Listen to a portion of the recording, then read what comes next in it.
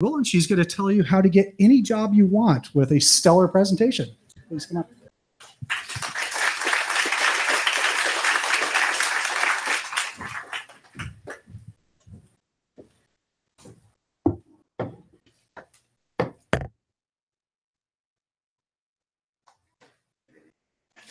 Hello, everyone. Oh, I need to turn this on first.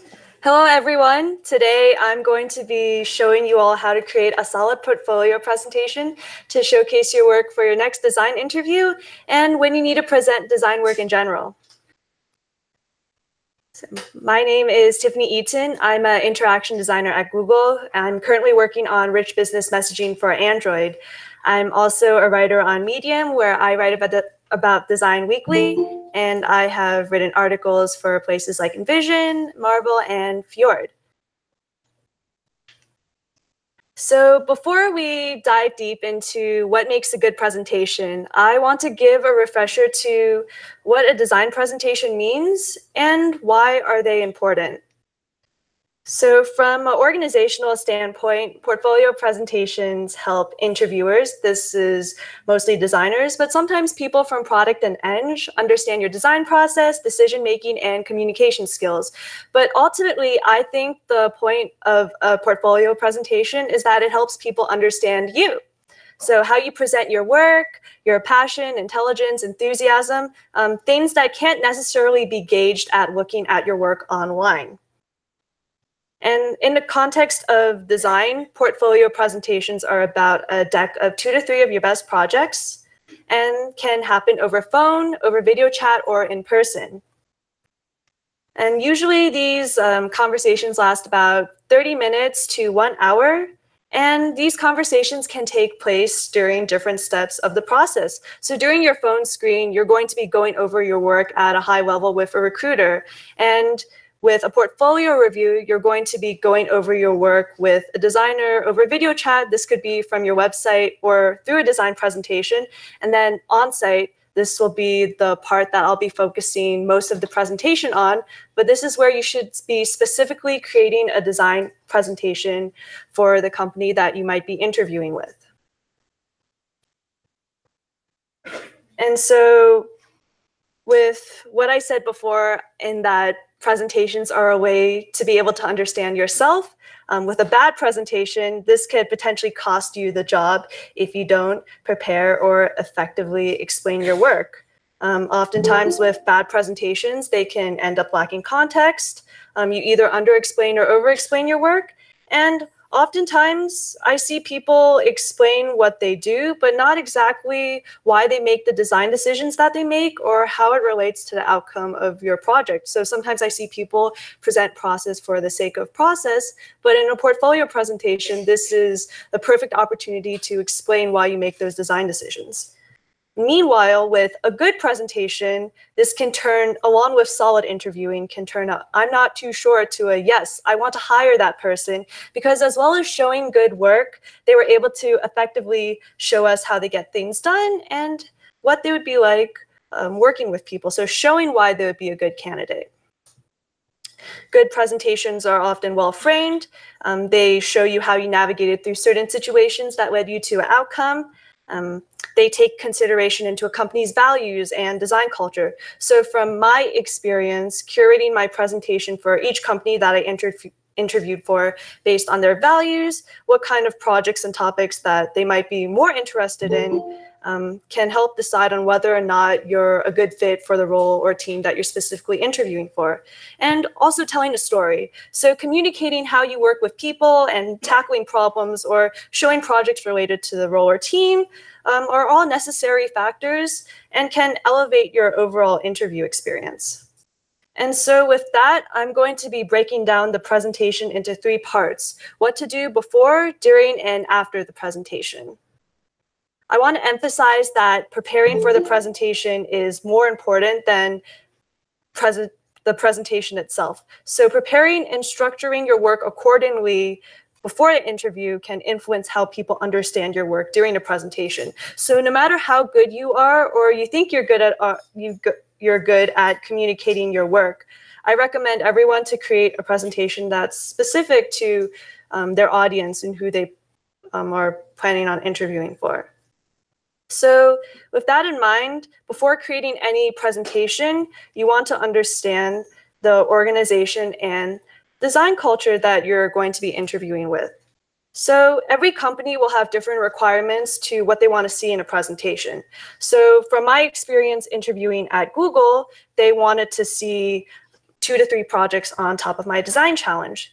And also I did some additional research to help me get a better understanding of what a potential designer, if you're applying for Google, would want, as well as the overall process and what designers at Google really value. So this then gave me a better idea of how to structure my presentation and how I talk about my work.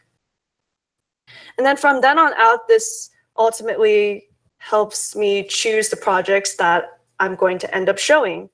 So once you understand the company and what kind of designer that they're looking for, you then want to choose projects that align with the company's values or a potential team that you'll end up working with. So if you don't know what team that you'll be a part of, try to match your projects based on what the company does, or if this company has teams in which you might be potentially interested in working with, try to choose projects based on that. And you also want to choose projects that are things which you're really passionate about and potentially things that you want to do in a said organization. So with Google, they seem to really value depth and storytelling a lot. So that led me to presenting my internship project, which showcases a lot of details about my design decisions and also how I overcame certain barriers within my design process. Meanwhile, with Facebook, they matched me with a team that does enterprise products and mobile design. So I showed projects with those elements and emphasized prototyping and impact more because it seemed like something that was emphasized and talked about within the designers at Facebook. And along with highlighting what the design culture values and showcasing those elements when preparing to choose your projects, I would always aim to show work experience if you have it. So the difference between school and work is that with work projects, there are real life stakes and constraints that you might not consider in school projects, as well as quantifiable impact. And we also want to see how you collaborate with others because when you start work, or if you're already working, design functions as a team setting. But let's say that you don't have too many work projects. How can you show and communicate the impact that you make? So generally when framing impact, regardless of how big or small it is, there's always something that you can take away from any of the projects that you're going to be working on, whether this is designing a really cool thing or what you ended up learning from your project that you can bring into your job. And also showing metrics, so numbers that you gather from your project that make a design more credible. So here's a not so good example of how you can present impact. So let's say that you present a prototype of a final design to accountants for user testing, and they were all very satisfied. So the problem with this example is that it's hard to picture why it's so important. So why should I care that you presented a prototype if you don't know the success or what you're trying to achieve with this? But what if we change the example to something like this? So in this example, knowing how many people were interviewed as well as how many people were satisfied and whether or not goals were able to be met says a lot more about what you did and what it can lead to. So if you don't have actual numbers because your product didn't launch, think of some of the metrics in which you have determined whether or not your project is successful, and then connect those metrics with a part of your process that confirms that and try to translate that into numbers. So you want to show projects that best represent your strengths, challenges, and any real-life impact that you make. When showing impact, try to get real numbers, whether it's from a PM from your company project or if it's from an internship project, ask your manager. And if you don't have real numbers or if you only have school projects, try to determine what makes your project successful and then connect that with part of your process that translates that or that connects that and translate that into numbers. And then once you have that, now it's a matter of defining the presentation goal and structure. So now that you have, so in this step, you want to be able to understand what information your potential audience wants to know about in your projects and what you should emphasize. So a helpful tip that I find really useful is to compile questions that designers or you would want to know about in a portfolio presentation. So this could be based on the specific company that you're interviewing for, or this is based on what you generally want to see in a portfolio presentation. So this can help frame how you want to present your work, but also ensure that you don't forget the essential points when talking about your work. And so then once I mapped out those questions, I then start to take those questions and then I start thinking about it in presentation slides. So taking some of the questions and then defining what I want to show in each presentation slide that I have. And then there I would want to make sure that in that slide I start to address the main points or questions that I would want to answer in that presentation. This is a basic structure that I typically use when I present my portfolio, but what's nice about having a basic structure is that I could change it based on the context. So if I'm interviewing for a different company, I could change this a little bit. But regardless of what is expected from any presentation that I give, I first create a basic framework of it.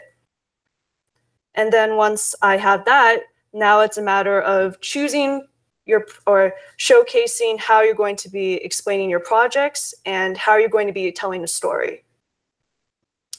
So one pitfall that I often see students and sometimes designers do is that they often decide to show all of their process, but they might not have used it to frame how they guide the audience through the project as a whole. And sometimes they might just expect their process to explain itself. But the point is that the point of a portfolio presentation is not just showing your whole process, but really trying to gauge on why was each step of your process important and how does it lead you to the next step and relate to the overall outcome. So one way to curate your story is to map out your process and then cross out parts that might not be as important to the outcome. So, and what this also does is that you can start to prioritize the high points that you want to talk about. So what are some of the strengths within certain parts of your process that you want to show? And being able to prioritize allows you to tell a more concise story. And also there are different ways to tell stories. So one reference that I really like to use is thinking of my process and how I can translate it into more of a story structure. So what a story structure does is that it helps frame my process into more of a narrative, because when you give a presentation, one aspect that interviewers are looking for is how you tell a story with your work. And that's something that you're going to be expected to do when you start working. And so I see a lot of designers frame their work in a different way, but I think having a story structure makes it a lot easier if you're not used to presenting your work in that way. And then in terms of deciding on what deliverables you want to showcase, so when you have a certain part of the process, you're going to be showcasing one key aspect from it, you want to then potentially gather resources that show parts of a process that a company might emphasize more. So from experience, Facebook seemed to really want to see the final deliverable and how it worked. So I added interactive prototypes in my presentation and put more emphasis on that part. Compared to Google, where they really wanted to see my process as a whole, so I try not to put too much focus into one part of the process. So ask yourself, what parts of your process were integral to the success or delivery of your design, and then choose deliverables from crucial parts of each of those projects. We all know that designers have a lot of process, but it's not the quantity of the process, but the quality. So how you curate certain parts of it to tell an effective story. And then once you have that, it's a matter of taking all of the content within your presentation and then connecting it by having a more consistent visual style. So I'm not a visual designer, but I have a few key principles and that I like to use within my presentation that I think will really emphasize your work. And some of these tips are from a coworker of mine Manuel Lima, who has written many books on data visualization. And I think the content that he's written is very relevant when trying to craft a compelling presentation. So when you're choosing fonts, try not to use more than 2 or 3 fonts. I think when in doubt, just keep it very simple.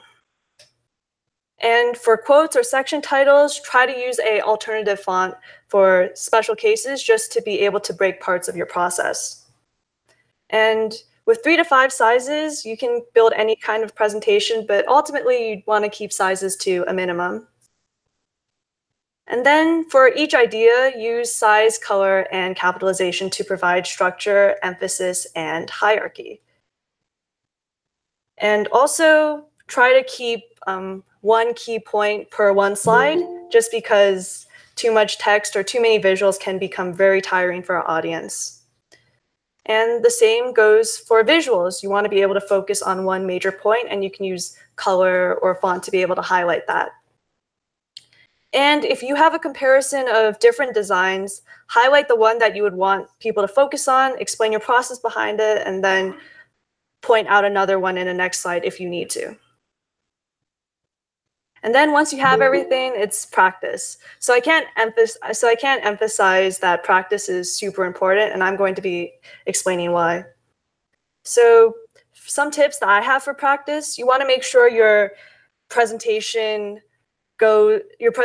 doesn't exceed or go to the amount of time that you have. So I recommend leaving room for discussion about your design work at the end. So keeping your presentation to, let's say, 30 or 45 minutes if you have about an hour long time that you're going to be presenting. And also be very flexible. So a senior designer from Microsoft taught me the importance of being very intentional about what you say under constraints. This will allow you to present your ideas and process more effectively as well as efficiently.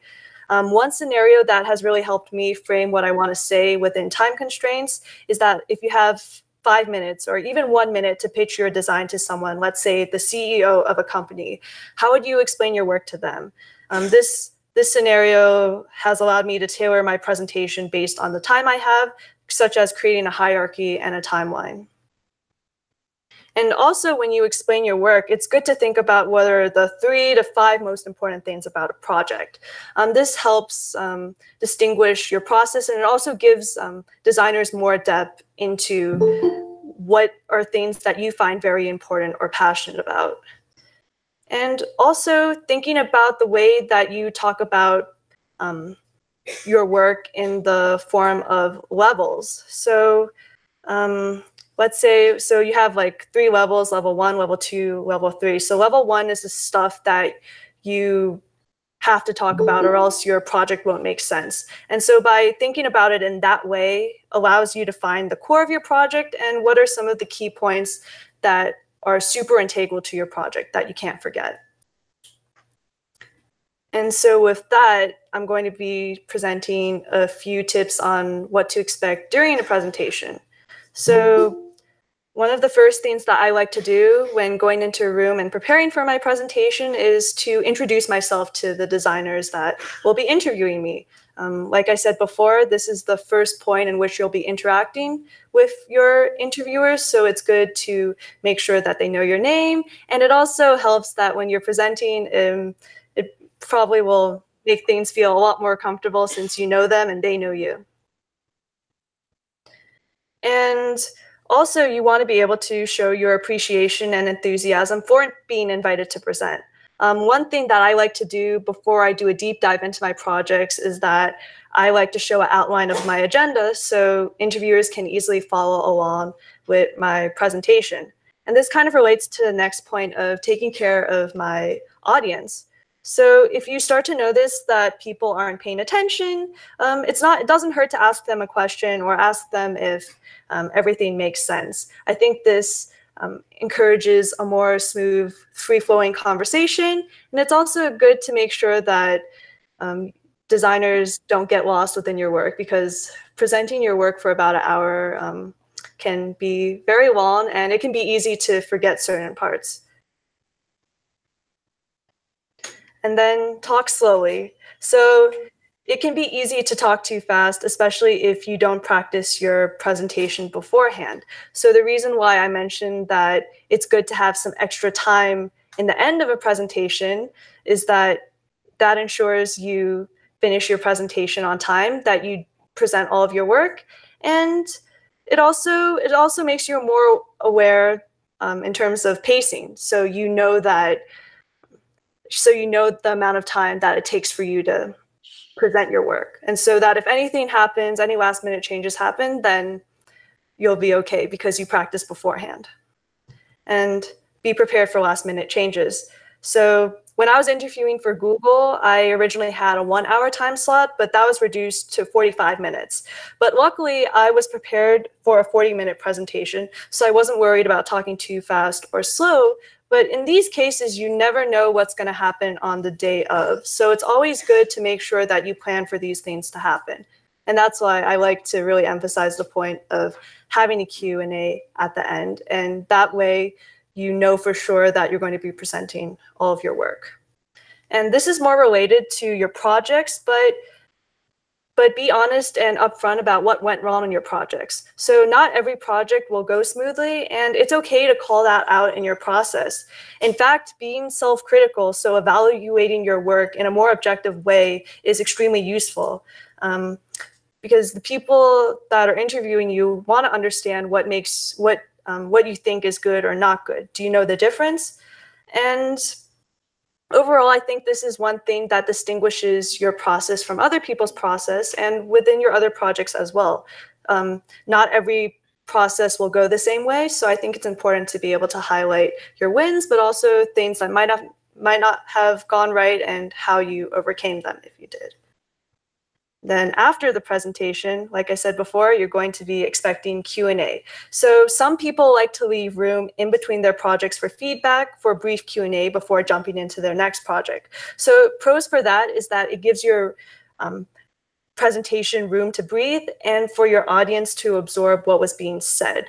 But for someone like me, where I find it really hard to steer the conversation, especially under time constraints, I always emphasize to leave room for discussion. So in the beginning of my presentation, I will tell the interviewers that I would like to save room for Q&A. So if you have any questions, leave some. We'll be able to discuss it later.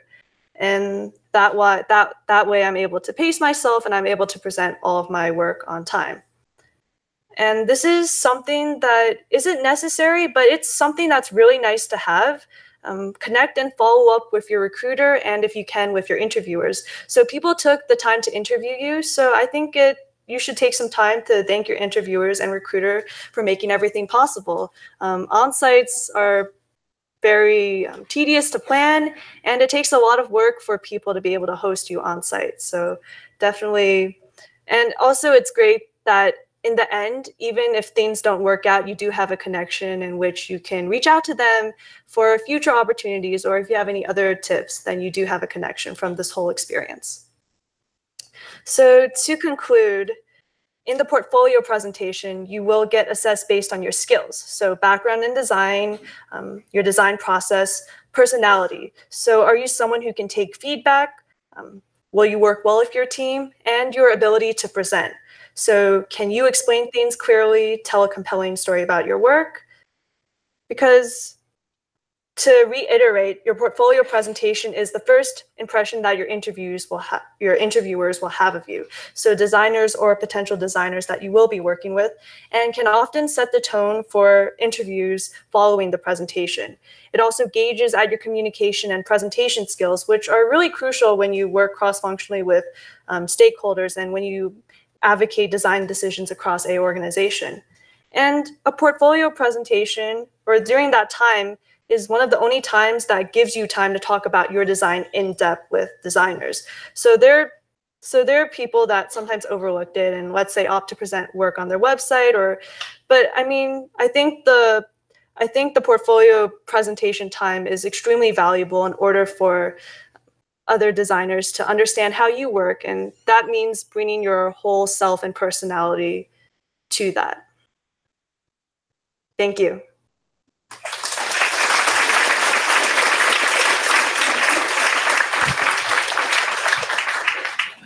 Do we have any questions?